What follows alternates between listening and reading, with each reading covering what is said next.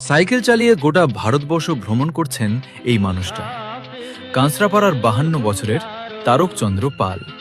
2017 সালে গঙ্গাসাগর থেকে প্রথম যাত্রা শুরু করেছিলেন তিনি।